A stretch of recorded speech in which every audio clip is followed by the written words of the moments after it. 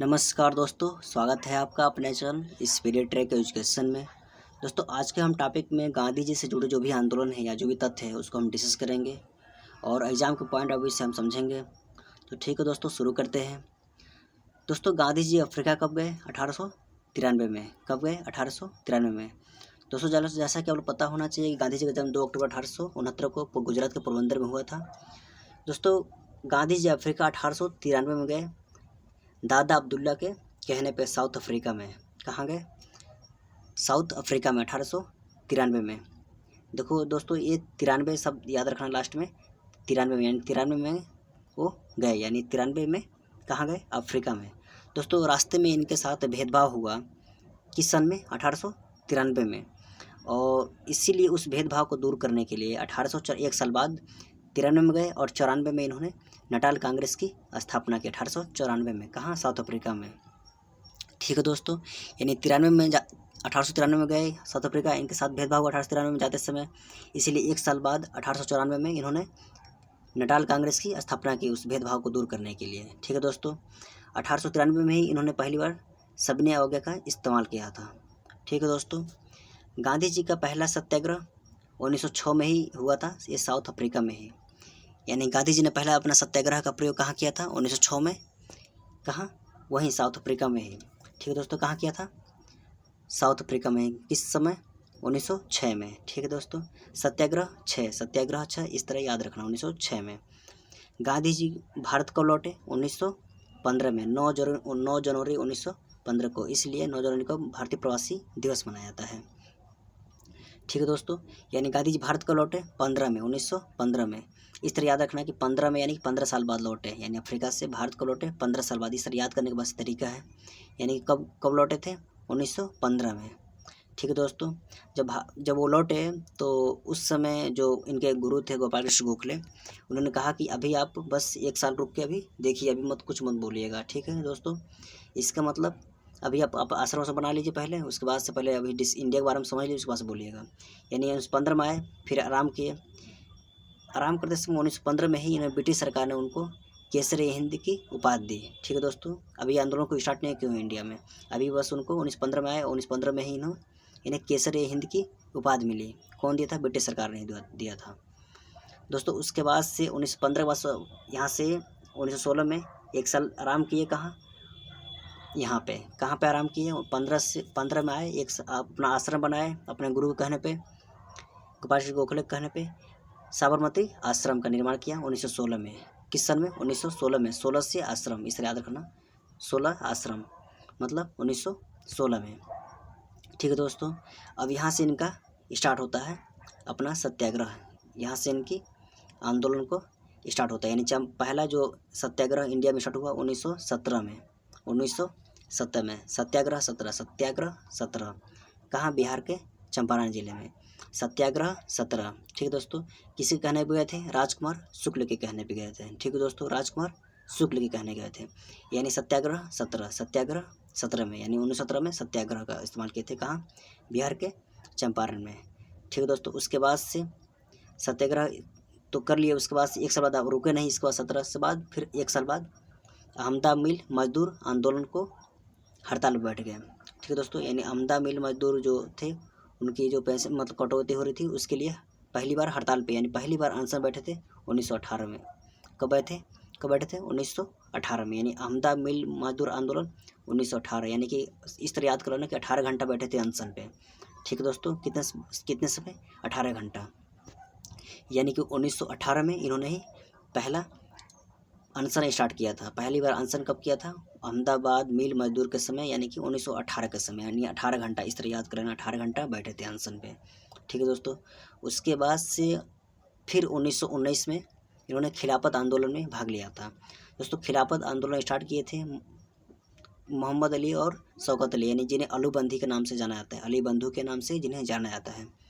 और उनके कहने पर महात्मा गांधी ने खिलाफत आंदोलन में भाग लिया था 1919 में। कब? 1919 में, यानी कि 1919 में।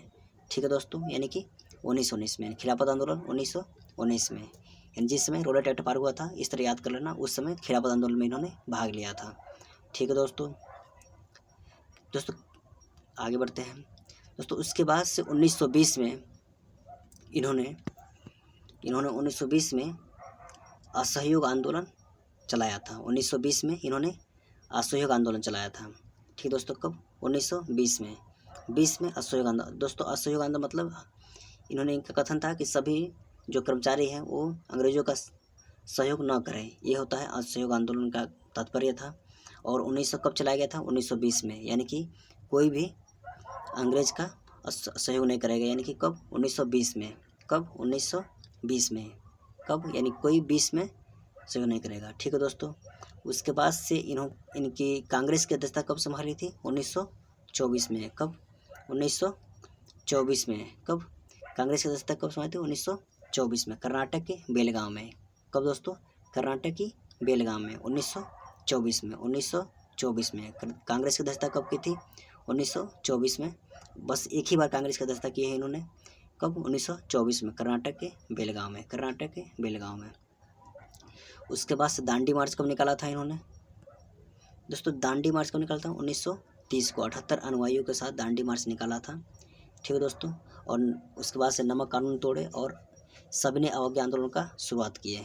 किस माध्यम से? दांडी मार्च के माध्यम से। ठीक है दोस्तों, यानी सविनय अवज्ञा आंदोलन कब स्टार्ट हुआ था? 1930 में।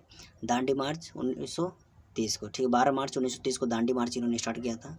ठीक है दोस्तों, उसके बाद से सविनय अवज्ञा आंदोलन 1930 में, उसको दांडी मार्च नमक कानून तोड़ने के बाद से 1930 में सविनय अवज्ञा आंदोलन स्टार्ट कर दिए। ठीक है दोस्तों, आगे बढ़ते हैं। उसके बाद से गांधी इरविन समझौता कब हुआ? 1931 में। कब? 1931 में, यानी 31 में समझौता हुआ। दोस्तों गांधी इरविन जो थे वो, भारत को ऐसा लगा था कि जो इरविन होंगे वो भारत के पक्ष में काम करेंगे, इसलिए गांधी इरविन समझौता हुआ 1931 में, यानी 31 समझौता हुआ।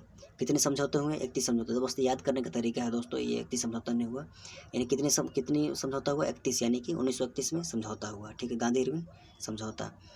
दोस्तों उसके बाद से जो गोल्ड मेज सम्मेलन स्टार्ट हुआ था वो 1930, पहला जो गोल्ड मेज सम्मेलन था 1930 में, दूसरा हुआ था 1931 में और तीसरा हुआ था 1932 में। ठीक है दोस्तों, तो गांधी जी जो भाग लिए थे किस में लिए थे? दूसरे गोल्ड मेज सम्मेलन। पहले में नहीं लिए थे, दूसरे में लिए थे, यानी 1931 में। ठीक है दोस्तों, यानी कि किस में लिए थे? दूसरे में लिए थे। दोस्तों पहला जो तीनों गोल्ड मेज में भाग लेने वाले कौन थे? Doctor B.R. अम्बेडकर। दोस्तों जो गोल्ड मेज कॉन्फ्रेंस यानी राउंड टेबल जो कॉन्फ्रेंस चल रहा था, तो उसमें पहले में कोई कांग्रेस का जो मेंबर था उसमें भाग नहीं लिया था, और अंग्रेज अपना निर्णय देने के बाद से जब कांग्रेस वालों को लगा कि अगर निर्णय भारत के पक्ष में नहीं हो सकता, इसलिए उनको गांधी जी को भेजा गया 1931 में द्वितीय गोल्ड मेज सम्मेलन के लिए। ठीक है दोस्तों, उसके बाद से पूना समझौता। दोस्तों वहाँ से गोल्ड मेज सम्मेलन के बाद से जो अम्बेडकर जी ने पृथक निर्वाचन क्षेत्र की मांग की थी, जिनके चलते किसमें? गोल्ड मेज सम्मेलन में। उसके बाद से गांधी जी उसको लेकर सहमत नहीं थे, इसलिए उन्होंने आमरण अनशन शुरू कर दिया, और इसीलिए अम्बेडकर जी और गांधी जी के बीच में क्या हुआ? पूना पैक्ट यानी पूना समझौता हुआ। कब? 1932 में।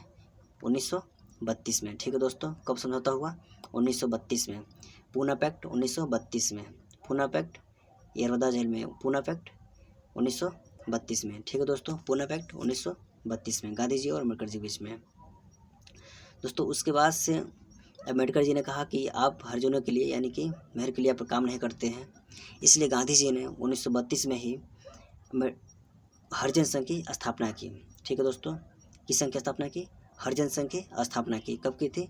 1932 में। ठीक है दोस्तों, कब की थी? 1932 में। हरिजन संघ की स्थापना 1932 में। किस लिए? क्योंकि पूना पैक्ट में गांधी जी और अम्बेडकर जी में समझौता हुआ, और अब गांधी जी को मतलब जो दलितों के लिए काम करने के लिए एक सोचे, और हरिजन संघ की स्थापना की 1932 में। ठीक है दोस्तों, आगे बढ़ते हैं। इसके बाद भारत छोड़ो आंदोलन कब स्टार्ट हुआ? 1942 में, अगस्त 1942 में। दोस्तों ये बम्बई में इसका स्टार्ट हुआ था, बम्बई में, यानी कब?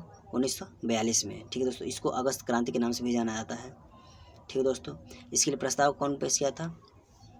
इस दोस्तों पंडित जवाहरलाल नेहरू। ठीक है दोस्तों, आगे बढ़ते हैं। दोस्तों अब हमारा वीडियो समाप्त होता है। दोस्तों ये आपके लिए क्वेश्चन है, महात्मा गांधी जी के राजनीतिक गुरु कौन थे? दोस्तों एक क्वेश्चन पता होगा कौन है? गोपाल कृष्ण गोखले। ठीक है दोस्तों अगर वीडियो अच्छा लगा हो तो प्लीज़ यार चैनल को सब्सक्राइब कर देना, लाइक कर देना, और दिल करो तो शेयर भी कर देना। मिलते हैं तब तक के लिए नेक्स्ट वीडियो में। धन्यवाद दोस्तों।